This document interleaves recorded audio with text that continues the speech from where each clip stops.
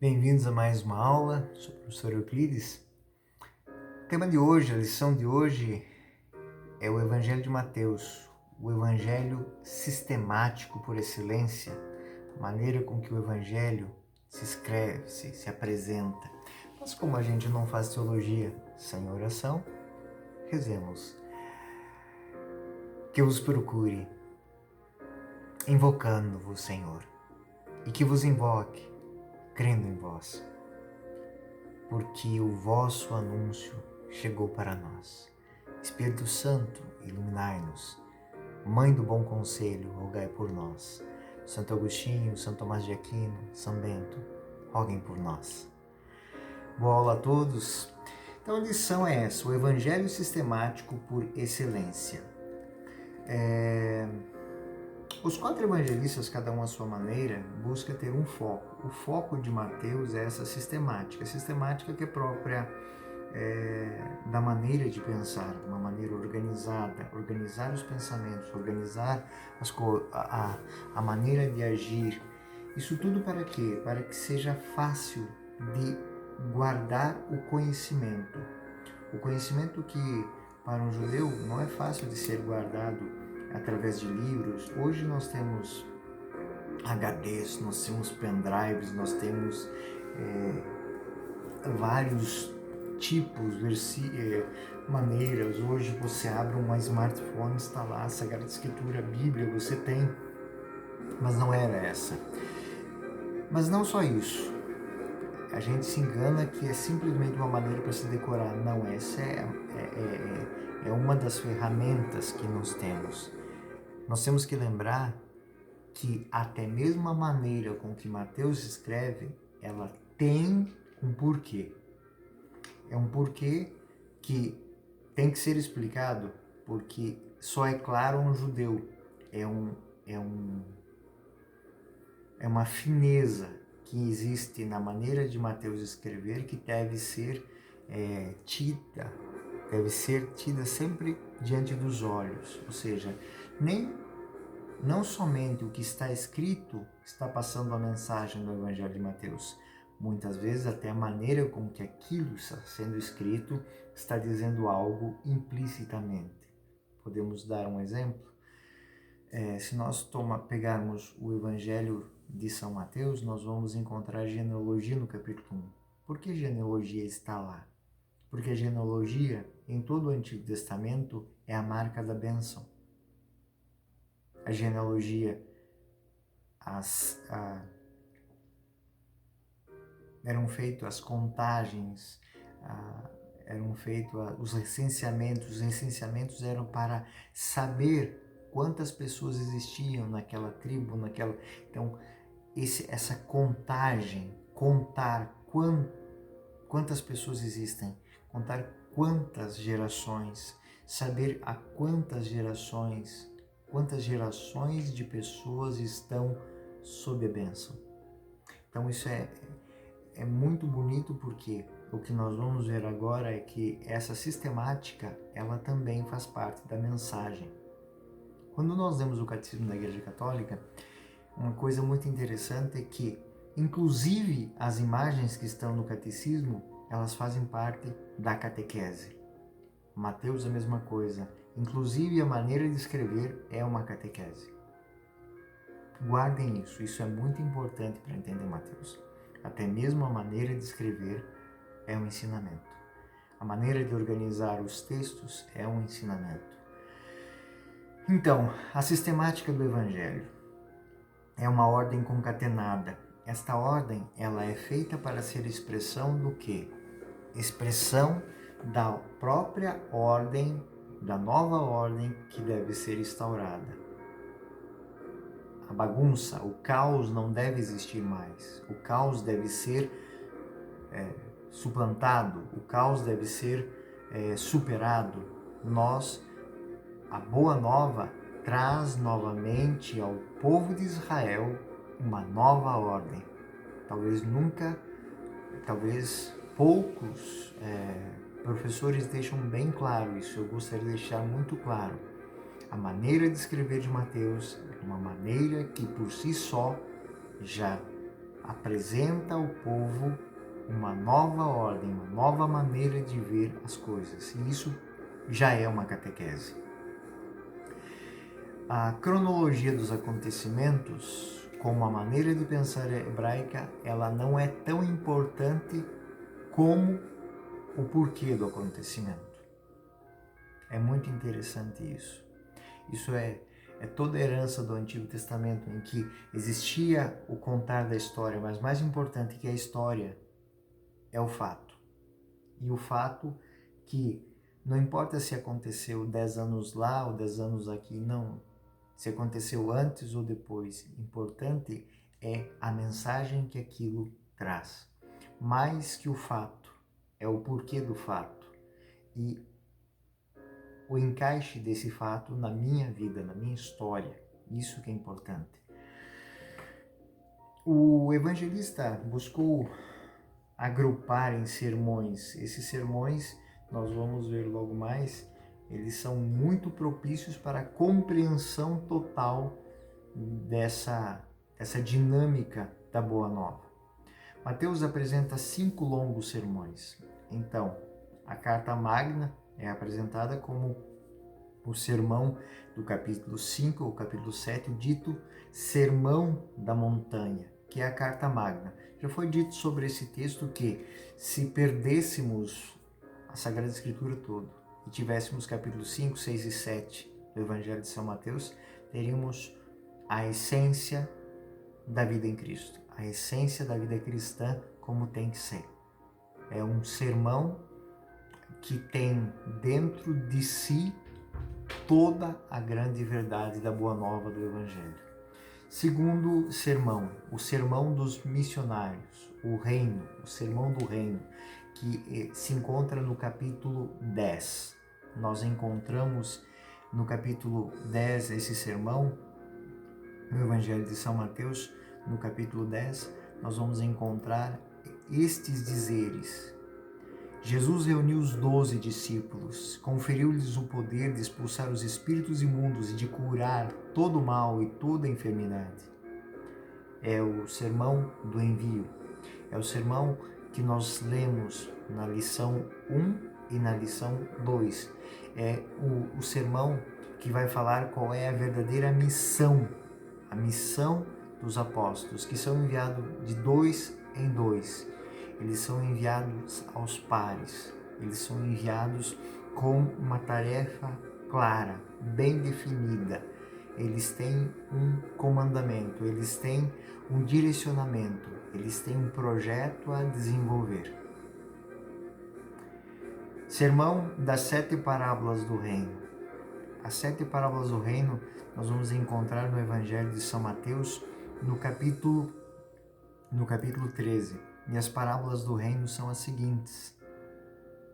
Jesus está caminhando com seus discípulos e ele está à beira do lago. Ele se aproxima e a multidão, e se apresenta a ele é muito grande. Então ele entra numa barca, como disse. A própria maneira com que as próprias imagens que o Evangelho de São Mateus relatam já são catequeses. A barca é sinal da igreja, ou seja, ele entra na barca, ou seja, o sermão é pronunciado de dentro da barca. Quem quiser atravessar o mar tem que entrar na barca. Vamos lá. E ele faz uma série de parábolas. Ele faz a parábola do semeador, que o reino de Deus, a palavra de Deus se parece às sementes que são lançadas. E existem vários tipos de interlocutores. Aqueles que absorvem, aqueles que não absorvem, aqueles que desfazem, e aquela palavra que é lançada e ninguém dá bola. São 7 parábolas que vão falar. Eu não vou passar todas elas aqui, mas nestas parábolas do capítulo 13, são elencadas todas as comparações para fazer as pessoas pensarem. Há o joio e o trigo, né? Nós temos o joio e o trigo, nós temos a parábola da semente de mostarda, nós temos a parábola aqui do campo, das sementes, e a maneira com que ele ainda faz uma explicação aos seus apóstolos, aos seus discípulos. Isso também é, dentro da catequese, algo muito interessante, que por mais que os apóstolos, e isso é uma metodologia de ensino, eu vou contar, eu vou falar do reino, eu vou explicar o reino, mas eu só vou entrar dentro dos meandros do reino quando aquela parábola lançada, ela fizer eco dentro da mente, do coração das pessoas e elas voltarem. Mas e isso? O que é isso? Então, não somente a parábola é importante, mas o que ela causa naquele que ouve. É o retorno. É o retorno para saber o que significa aquela palavra. Não é simplesmente o fato em si. Santo Agostinho faz um testemunho muito interessante. Ele encontra muitas vezes essas parábolas e acha que são histórias para crianças. Ele próprio diz isso no livro das Confissões. Eram semelhantes a histórias para as crianças. Não via nada de brilhante, até o momento em que ele se questiona por que aquilo está lá.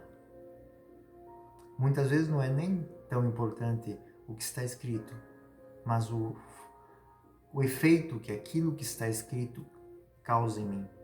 O próprio Santo Agostinho mostra isso, que ele, no limiar do seu desespero por algo que transformasse a sua vida, ele pede. Em Romanos 13:13, ele descobre que estava tão claro, que a luz lhe vendava os olhos. As parábolas do reino, elas, para além daquilo que são, mais importante é o efeito que elas causam em quem ouve. Por que um texto, uma catequese tão importante, dita por Jesus, é tão simples? Porque por detrás daquela simplicidade existe um apelo à reflexão. Será que a sua vida, será que a maneira com que você está acolhendo a palavra de Deus é uma dessas maneiras que a parábola diz? Mas será que é de palavras? Por que o Mestre, por que o Messias, que todo mundo, por que ele está falando de sementes? E é muito interessante porque o Evangelho de Mateus, ele apresenta algumas cenas que nós podemos entender onde é que Jesus estava. É quase que são pinturas. Vocês imaginem Jesus no armazém, tomando sementes, a porta passa uma estrada e ele lança. À frente existe uma terra boa. Ele lança essas sementes que caem na estrada, que caem no meio dos espinhos, ou seja, é um registro visual. Ele ataca todos os sentidos. O Evangelho de Mateus é isso. Ele é ordenado para ser um registro que vai permear todos os sentidos do ser humano, todos os sentidos dos ouvintes dessa palavra. Essas catequeses, elas são absorvidas desde crianças até anciãos, do simples aos sábios.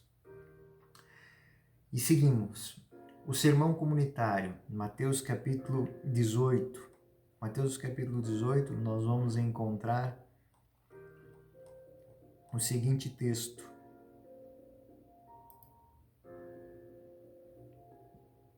Neste momento, os discípulos aproximaram-se de Jesus e perguntaram: quem é o maior no reino dos céus? Como viver em comunidade?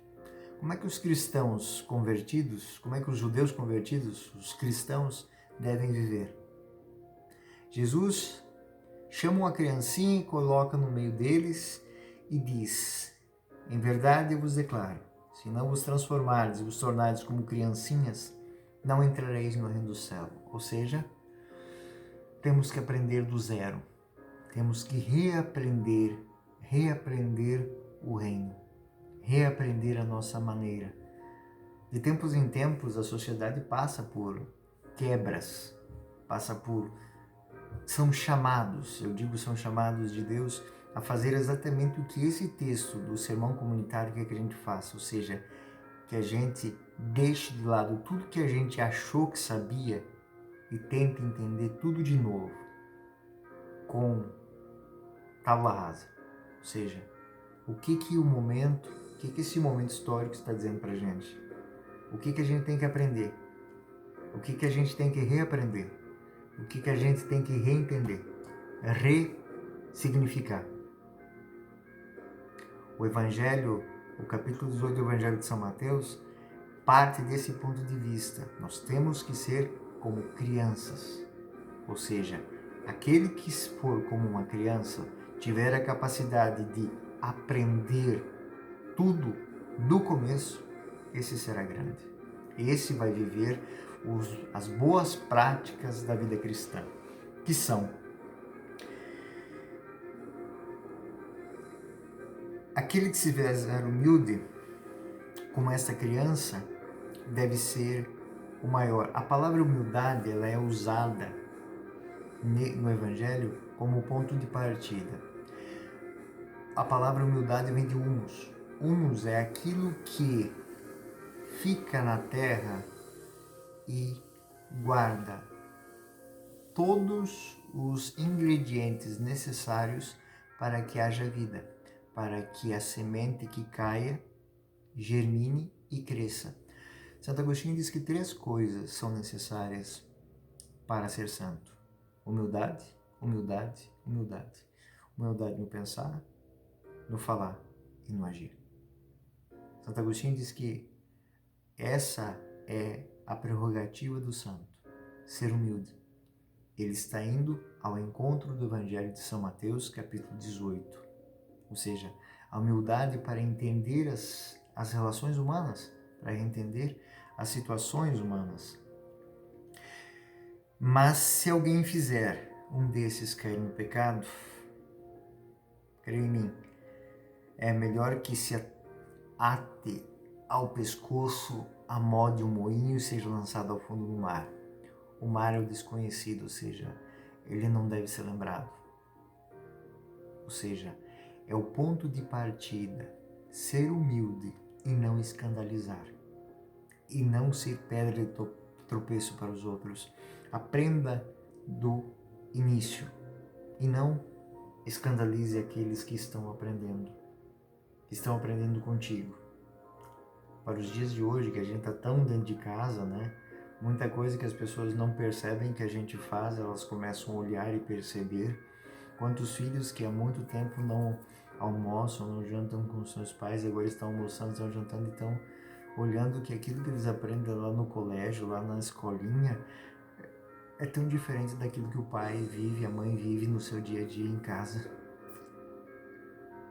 Né? Ele aprende lá na escolinha, obrigado, opa, isso, aquilo, e o pai e a mãe,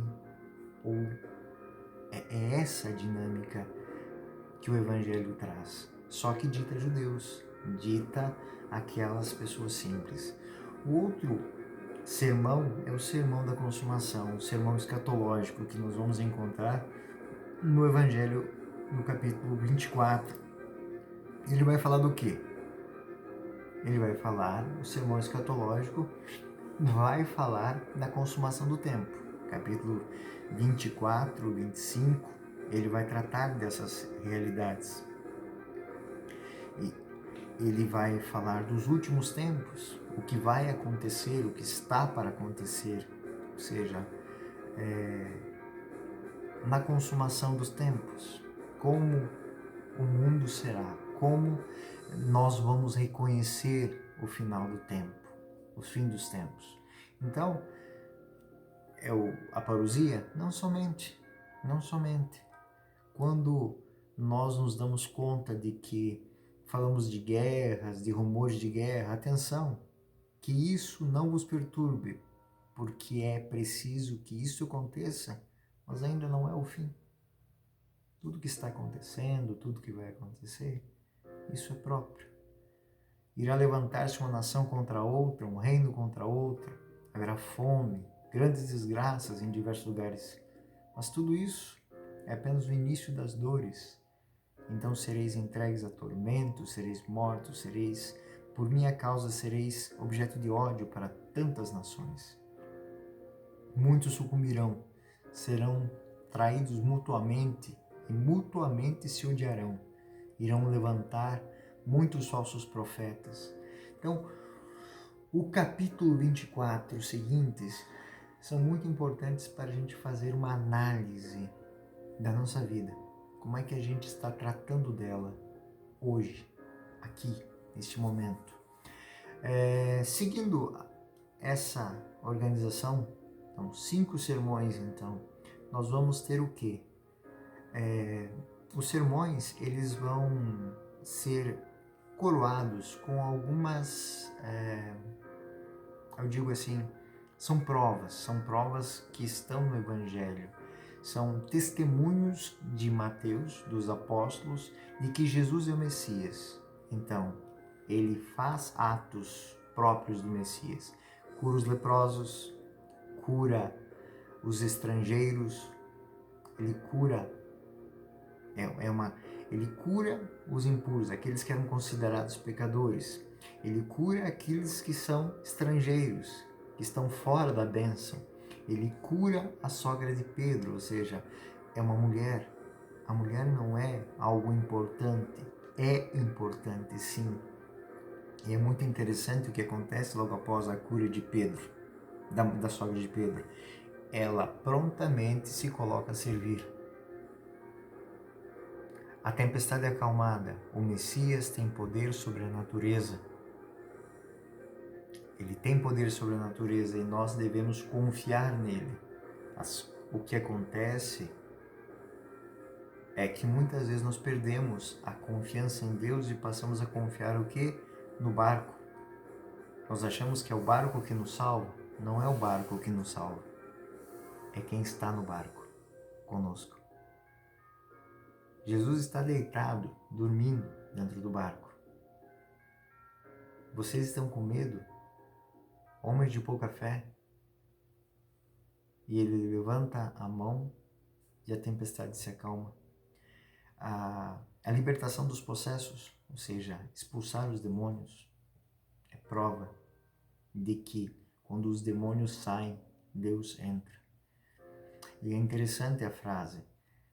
Eles querem ir servir, mas ele diz assim, não, vão se apresentar. A cura do paralítico. O chefe da sinagoga, ele cura, ele ressuscita os mortos. Os 2 cegos que recuperam a vista. É muito interessante a comparação entre os 2 tipos de recuperação. Um volta à vista e é muito interessante. É o único que enxerga antes. Ele vê muito mais, ele enquanto cego vê muito mais do que aqueles que veem. Ele reconhece o Messias enquanto muitos caminham com o Messias e não o reconhecem. Ele está à margem do caminho, ele é chamado para o caminho. Caminho, para vocês entenderem, é o primeiro nome da fé cristã. Os cristãos, os primeiros cristãos eram chamados o caminho. E todos os pecadores, aqueles que estão à margem do caminho, todos aqueles que foram abençoados de alguma maneira dentro dessas curas, eles são chamados para o caminho. O possesso, o mudo libertado, ou seja, todas as ações messiânicas, elas vêm corroborar para dizer que Jesus é o Messias. Jesus é o caminho, a verdade e a vida. Ele é a luz para os nossos passos. Ele é a voz que clama no deserto. Ele é aquele que traz a vida nova para aqueles que buscam. Já falei disso, a árvore genealógica também é dentro da construção de Mateus, como disse, não é só o texto que é uma catequese, mas a maneira como que se escreve também é uma catequese. Se nós pegarmos o Evangelho, nós vamos ver no capítulo 1, de 1 a 17, Abraão até Jesus, Mateus teve que omitir alguns nomes de antepassados de Cristo. E por que ele fez isto? Porque 14 é o valor numérico que corresponde à soma das letras de hebraico de Davi. DVD, ou Dalet Val Dalet, ou seja, 4, 6 e 4, donde que 14 significa para o judeu a plenitude dos títulos que ornavam Davi. Jesus, portanto, caracterizado como o número 42, né? 3 vezes 14, seria designado como filho de Davi, o Messias por excelência. Então, 14, 14, 14. De Dalet Val Dalet. Ou seja, Davi, Davi, Davi. Santo, santo, santo. 3 vezes santo. Como disse, não é só o que está escrito, mas a maneira com que está escrito. Ela diz muito, muito, muito. Para Mateus, é uma finalidade catequética para além. Um judeu, quando olhasse para aquilo, ia dizer, ele é o Messias. Ele não precisava nem ler o texto, mas a maneira com que ele estivesse escutando, ele dizia 14, 14, 14. Davi, Davi, Davi. Ele é o Filho de Deus. Ele é aquilo que o cego de Jericó disse à margem do caminho, antes de entrar no caminho. Tu és o Filho de Davi, tende piedade de mim. Mateus também emprega artifícios numéricos. Os números são importantes para os judeus. Então, são 7 petições no Pai Nosso, são 8 bem-aventuranças, são 7 advertências aos fariseus, são 7 parábolas do reino, são 70 vezes 7 o perdão concedido aos pecadores. Então,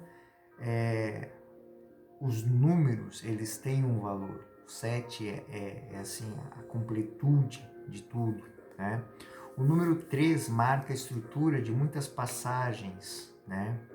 Então, 3 vezes santo, essas estruturas. Em Mateus capítulo 5, versículo 22 e o versículo 34, nós vamos encontrar o seguinte. Mateus 5, versículo 22.